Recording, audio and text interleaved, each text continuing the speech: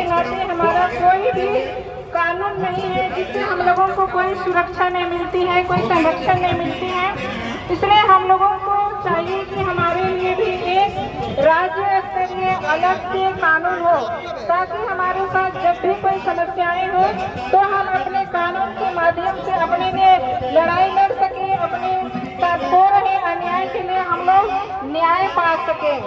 और साथ में हम लोग चाहते हैं कि घरेलू कामगारों के लिए उचित वेतन की व्यवस्था हो। घरेलू कामगारों को बहुत कम ही वेतन मिलता है, किसी को 2500, किसी को 2000, किसी को 3000, और उससे घरेलू कामगारों का गुजारा नहीं होता है। और इसीलिए हम लोग चाहते हैं कि जो घरेलू कामगार है उसके अच्छी तरह से गुजर बसर हो, उनके बच्चे अच्छे स्कूल में पढ़े, हम अच्छे घर में रहें, जब हम बीमार हो तो हमारे लिए चिकित्सा की व्यवस्था हो, तो ये सारी सुविधाएं हमारे लिए उपलब्ध हो। तो इसीलिए हम चाहते हैं कि हमारे लिए एक राज्य स्तरीय कानून होने की अति आवश्यक है। पिछला साल 2025 में सुप्रीम कोर्ट ने आदेश दिया था भारत सरकार को कि घरेलू कामगारों के लिए एक अलग से कानून बनना चाहिए, क्योंकि घरेलू कामगार लोग बहुत ही कमजोर वर्ग के लोग हैं, उनके लिए कोई लड़ने के लिए नहीं है, उनको बहुत ही शोषित किया जाता है। तो इस तरह की समस्याएं को देखते हुए सुप्रीम कोर्ट ने आदेश दिया था कि घरेलू कामगारों के लिए एक अलग से कानून बनाया जाए, और उसके लिए एक विशेषज्ञ समिति का गठन किया गया था। और विशेषज्ञ समिति का गठन हुआ, लेकिन उसमें से हमारे घरेलू कामगारों के कोई भी प्रतिनिधित्व शामिल नहीं थे, कोई भी प्रतिनिधि उसमें शामिल नहीं थे।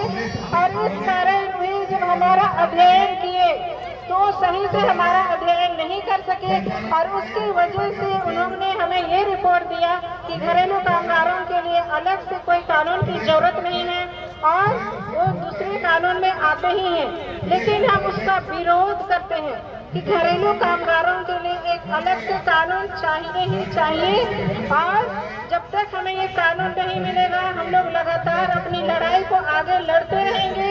आज यहाँ शुरू किए हैं, हम लोगों का यही खत्म नहीं होगा।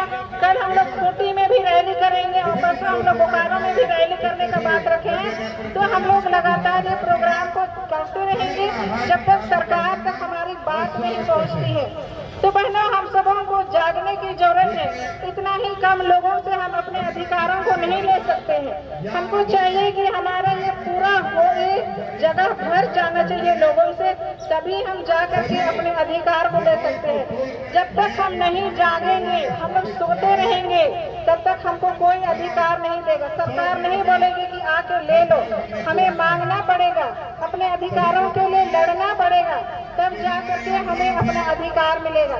जब तक हम नहीं लड़ेंगे हमें कुछ नहीं मिलेगा। इसलिए हमें लड़ने की जरूरत है।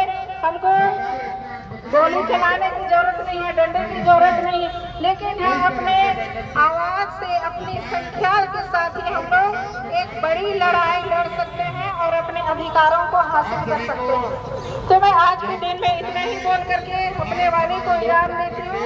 एक जोरदार नारा लगाएंगे, लड़ेंगे जीतेंगे, लड़ेंगे जीतेंगे, लड़ेंगे जीतेंगे, हम सब एक हैं, हम सब एक हैं, हम सब एक हैं।